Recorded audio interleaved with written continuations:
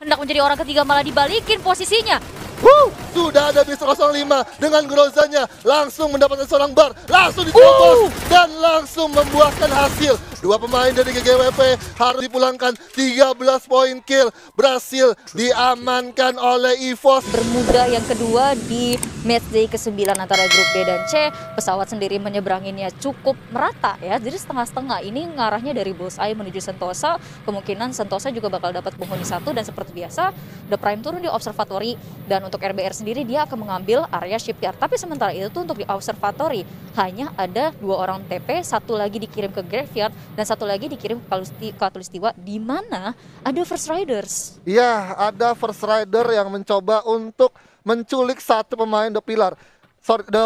Dan kalau kita lihat dari arah Sentosa, ini DG tadi yang tadi nggak bisa berhasil buat masuk atau sampai ke Sentosa, mereka sekarang udah lebih enak buat ngeluting di satu pulau itu, karena RRQ HD sendiri nggak mau mencoba untuk menabraknya kembali ke arah Sentosa, karena RRQ punya satu misi untuk setidaknya ngeluting di Mars Electric, untuk setidaknya juga bisa self atau defense di area factory sendiri. Yes, dan kalau misalnya kita tadi ngelihat sedikit sekilas di minimap tadi ada EVOS yang turun ke Cape Town yang notabene itu juga blue zone. Sebenarnya ini pas banget dengan objektif yang dimiliki oleh EVOS. Mereka butuh permainan yang lebih agresif sekaligus resource yang memadai, karena mereka ini benar-benar butuh poin setidaknya untuk langsung men-secure posisi di Grand Final FFVM Spring 2021. Itu dia kebutuhan untuk bisa masuk di FFVM untuk 2021 Spring sendiri ya. Dan emang kalau kita tahu Sam 13 adalah salah satu player yang membutuhkan Baretta. Yes. Karena juga kita tahu mekanikal buat individual dia menggunakan double sniper itu sangat efektif dan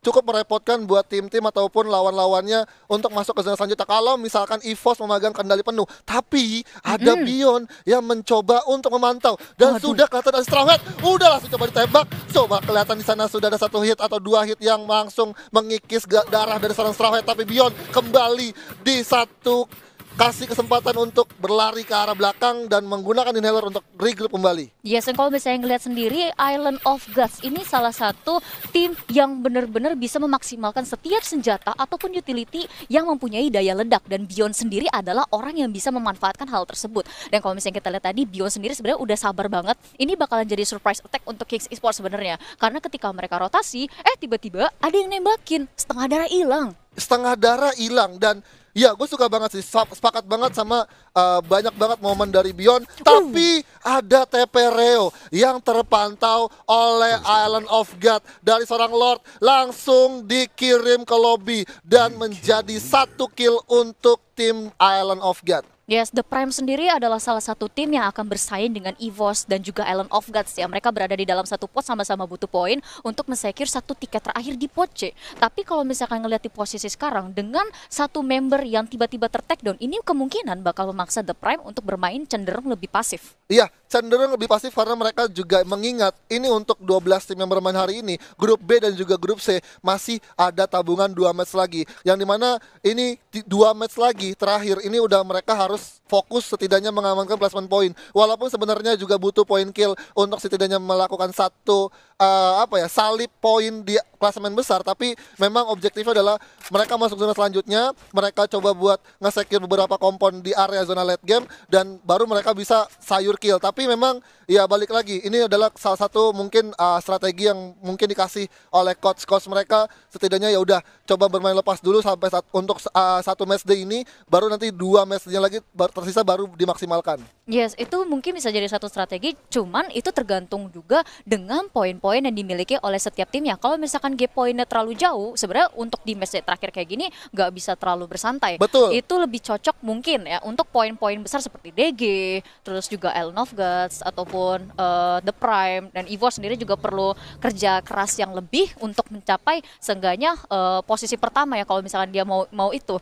Nah, kalau misalkan untuk DG sendiri, gue melihat kalau seandainya DG benar-benar terpuruk banget di hari ini, kemungkinan besar dia akan dibalap baik entah itu oleh The Prime ataupun Island of Gods. Tapi kalau misalnya gue ngelihat secara keseluruhan standings, sebenarnya kemungkinan besar itu Aura Esports yang bakalan dapat 20 poin. Tapi ini hanya prediksi sementara. Hanya prediksi sementara ya. Jadi emang tadi mengingat juga dari game 1 sampai game kedua itu DG Esports lagi belum menemukan satu momen mereka untuk bisa masuk sampai zona late game, karena banyak banget momen mereka dua sekaligus langsung tusun di arah lobby, dan ini memang pukulan yang cukup keras juga buat DG sampai pada akhirnya mereka harus benar-benar lebih aware lagi untuk di map Bermuda, karena ini map Bermuda kedua dan udah nggak ada lagi nanti untuk map Bermuda selanjutnya gitu kan. Iya, dan apalagi juga DG bener kayak yang tadi lo bilang sering banget rotasinya kepotong, sehingga dia cenderung setiap kali dia masuk ke checkpoint itu ada buntung. Iya, ada buntu entah dari Faiznya atau mungkin dari Forinya gitu kan. Cuman nggak apa-apa, ini masih panjang, masih ada 2 match tersisa lagi, jadi masih bisa untuk dimaksimalkan untuk ke-12 tim yang bermain hari ini. Dan kalau kita berbicara poin klasemen grup kecil itu mereka tipis-tipis, walaupun sebenarnya DG dan RRQ menjadi salah satu tim yang mempunyai poin tertinggi. Tapi pada cerita kalau misalkan mereka untuk hari ini mereka bisa cuma dapetin 10 poin atau mungkin 7 poin, itu akan menjadi salah satu PR juga terberat buat RRQ dan juga DG kalau misalkan di 2 match date terakhir mereka belum nggak perform, nggak maksimal gitu. Iya, tapi kalau misalnya kita ngomongin soal RRQ ya, dengan masuknya player baru yaitu RRQ Ocean, sebenarnya gue menunggu ini warna apa yang bakalan mereka bawa. Apalagi kalau misalnya kita ngelihat track record di FFM Season 3 Divisi 1, RRQ sendiri dengan adanya Chanzu, mereka sudah perform seluar biasa ini. Itu. Apalagi ada Ocean. Nah, tapi Ocean untuk sekarang belum main nih. Iya. Ocean belum main, hanya ada Pac-Man, ada si Valen, ada O'Connor dan juga Legalot. Dan gue suka banget sih sama playstyle yang dimiliki oleh Legalot, karena Legalot sendiri banyak banget varian atau macam strategi ataupun mechanical buat setup dari skill setnya sendiri, yang memang kita kayak nggak tahu, kayak dia tiba-tiba pakai Alvaro atau dia pakai salah satu karakter yang setidaknya bisa ngasih satu explosion damage yang cukup besar. Jadi memang Legalot sendiri punya banyak banget cara, dan dia salah satu orang yang bisa terbiasa dan bisa menyesuaikan secara cepat untuk meta-meta baru. Gue setuju banget, karena menurut gue pribadi ya, setelah melihat ngobrol beberapa kali sama beliau, Legalot itu salah satu player yang rajin banget ngulik setiap inci dari Free Fire. Jadi dia tuh bener-bener rajin banget nyari yang namanya deep spot. Betul. Ya kan, posisi di mana ini bisa kelihatan, bisa kerender atau enggak, terus bagaimana kombinasi karakter, pet dan juga senjata itu bisa dimainkan. Terus juga dia benar-benar rajin nyari spot yang setidaknya bagus untuk vision, Betul. bagus untuk forting, terus bagus untuk sekiranya defense. Itu dia benar-benar nyari semuanya. Dan gua akuin juga Legalot meskipun bisa dibilang player veteran ya, dia salah satu player yang bisa dibilang mekaniknya benar-benar luar biasa. Mekaniknya luar biasa, tapi kita nggak bisa mengasingkan seorang Calvin yang menjadi player of the match untuk ronde ketiga. Karena kita lihat tadi di ronde pertama sampai ronde ketiga itu semuanya pemain Red Bull Rebellion, dan secara bergantian tadi Mr. Home tadi dapetin satu momen player of the match, terus ada juga dari Zero, dan juga sekarang ada Calvin. Apakah ini player of the match akan diborong oleh Red Bull Rebellion selagi ada Mr. Foodin sebagai coach yang memang mempunyai salah satu strategi yang cukup baik untuk Red Bull bisa sampai zona late game. Karena tadi gue lihat bagus banget sih komitnya dari Red Bull, terus setup pushnya mereka untuk ketika lihat satu orang atau satu tim yang ada di depan mereka dia langsung hajar, dan itu memang secara objektif juga mereka bisa memanfaatkan momentum untuk masuk ke zona late game selanjutnya, dan beberapa kompon yang bisa dia manfaatkan itu baik banget. Tapi itu kayak kalau misalkan lo cerita soal Red Bull Rebellion yang punya karakter seperti itu, gue merasa ini sudah sesuai dengan tujuan dan objektif dari Coach Foodin sendiri. Karena harapan dari Coach Foodin ketika dia mengajarkan sebuah strategi ataupun mengajarkan mengenai makro-mikro terhadap Red Bull Rebellion, dia berharap playernya ini bisa menjadi player yang kuat sekaligus smart. Ya, kuat dan sekaligus smart, itu gue setuju banget.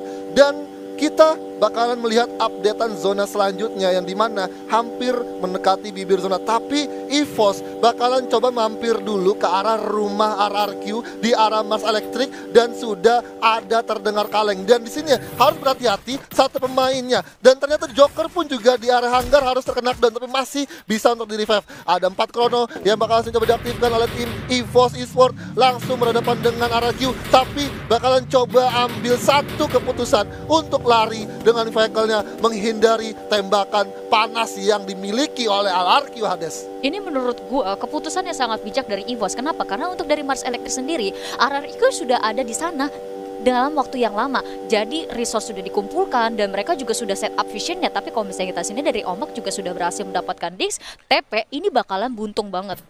Bakalan buntung banget untuk The Prime karena cukup kesulitan untuk setidaknya mengamankan beberapa kompon yang sudah diisi oleh First Rider, dan ini adalah 3 on 3 untuk Red Bull dari First Rider dan juga The Prime. Tapi kita ingat di sini Kezel dan juga Dix salah satu pemain atau dua pemain yang memang mempunyai salah satu aim yang tertinggi menurut gua karena bagus banget dari cara kontrol untuk tembakannya. Tapi Joker di sana sudah terpantau oleh Hiu dengan satu paravalnya mencoba untuk langsung mengarahkan tembakannya ke arah Ombak, tapi Ombak masih mempunyai satu kompon yang bisa dia lakukan untuk ngepron. Tapi tim 2 dari belakang harus berhati-hati karena TP sendiri nggak sadar ataupun nggak ada yang melihat. Tapi ada satu pemain yang mungkin fokus untuk ngawasin ke area belakang atau ke arah Rimnam Village. Ya, kemungkinan yang akan mengawasi area belakang yang melihat posisi dari tim King Esport adalah Kezel yang berada di area kompon sebelah. Tapi kalau misalnya kita lihat sendiri untuk Dranix, posisinya cukup terjepit, sudah ada beberapa tembakan yang masuk ke Borges, tengah darah sudah hilang, dan ada tim nomor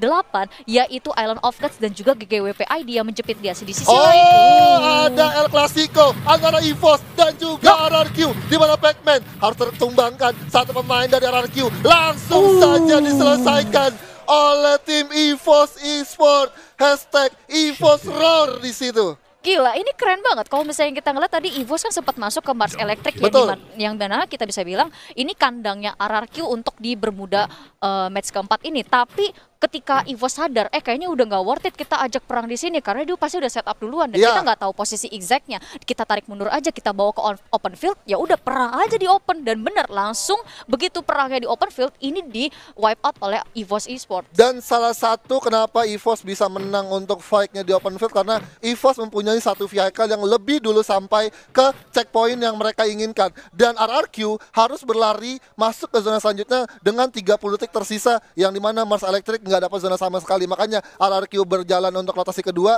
tapi sayangnya EVOS di situ sudah lebih dulu mengetahui pattern ataupun jalan yang digunakan oleh RRQ untuk setidaknya masuk zona selanjutnya, dan akhirnya EVOS berhasil mengamankan satu squad tanpa adanya kehilangan satu anggota pun. Ya, kalau misalnya kita lihat tadi untuk pertarungan antara EVOS dengan RRQ juga tidak terlalu mengeluarkan banyak keringat ya. Di satu sisi EVOS juga sudah siap. Betul. Dan juga dari RRQ juga karena mereka sudah keburu capek lari-lari, akhirnya dihantam oleh EVOS. Tapi ada EVOS ketemu lagi sama Dragon Phoenix, di mana sudah ada Borgai dan juga Razor yang harus tersungkur, di mana masih ada seorang Maung dari kejauhan menggunakan satu AUG-nya langsung mengarah ke arah Mr. 05. Dranix sudah harus kehilangan 3 anggotanya. Maung pun udah nggak punya pilihan, bakal coba berlari ke arah Clock Tower. Tapi hati-hati, Clock Tower sendiri ada kekuasaan dari Island of God. Tapi Sam 13 lagi dan lagi kapten dunia akhirat dengan baretanya menunjukkan bahwa dia salah satu sniper the best. Ini dia, EVOS Esports, sang macan putih sudah mulai mengaum dan menggigit leher setiap mangsa-mangsanya.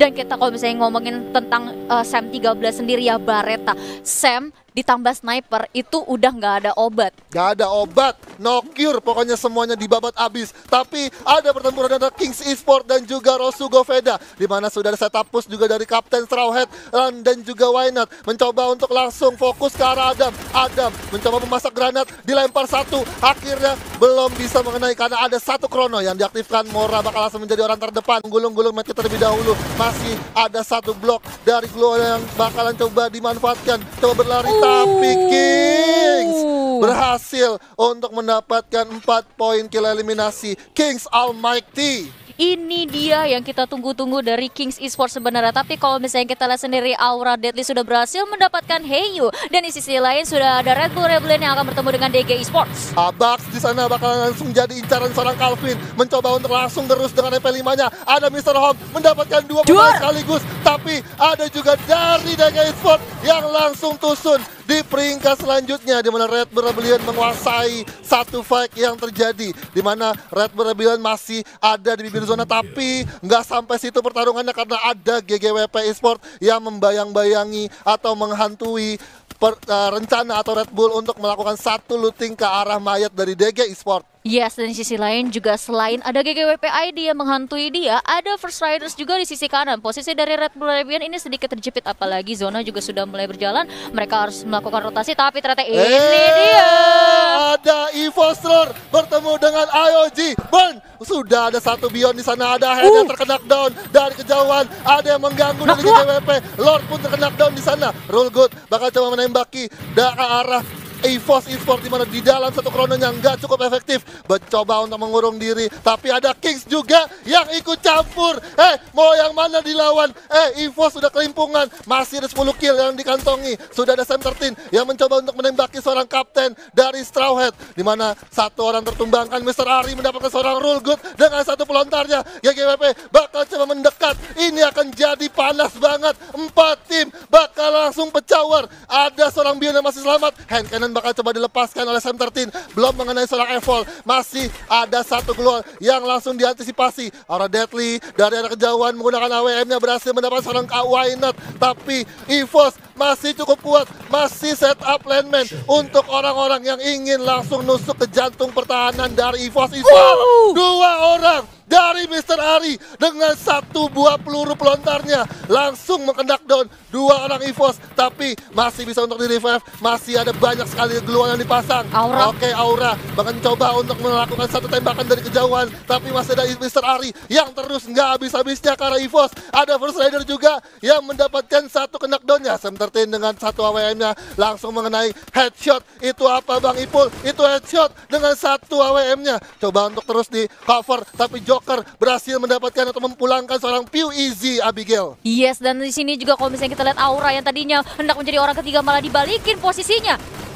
Sudah ada Mr. 05 dengan Grozanya langsung mendapatkan seorang bar, langsung diterobos dan langsung membuahkan hasil. 2 pemain dari GGWP harus dipulangkan. 13 poin kill berhasil diamankan oleh EVOS Esports. EVOS Roar, gimana Meron sudah harus kesulitan karena sudah terpojok posisinya, tapi ada First Rider yang bertempur dengan Aura Esports, gimana Aura Fire. Ada seorang Guns yang bakal langsung 1v1 dan Joker dengan kemampuan double vektornya berhasil menyelesaikan fight-nya, tapi ada lagi dari The Prime yang nyelonong langsung dimanfaatkan dengan baik oleh Joker. Yes, dan sementara itu Joker juga sedikit kesulitan karena dia tersisa sendirian dan GGWP Esports akan tereliminasi di posisi kelima. Sementara itu EVOS masih akan bertarung dengan Red Bull Rebellion. Ada Frus di sana yang mencoba untuk melakukan satu cover, tapi masih bisa diantisipasi oleh seorang Street. Tapi masih ada Calvin dari kejauhan mencoba 1v1. Ada Sam 13 dengan satu utility-nya menggunakan satu snipernya, mencoba membackup, mencoba untuk melakukan revive.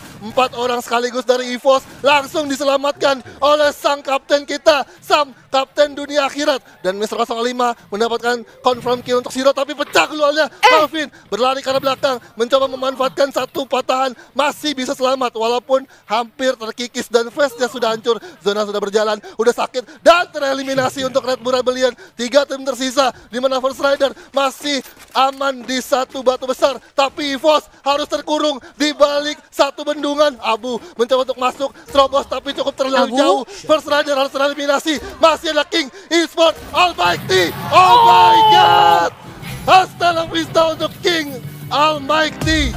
Berhasil buya once again, 2 kali untuk minggu ini.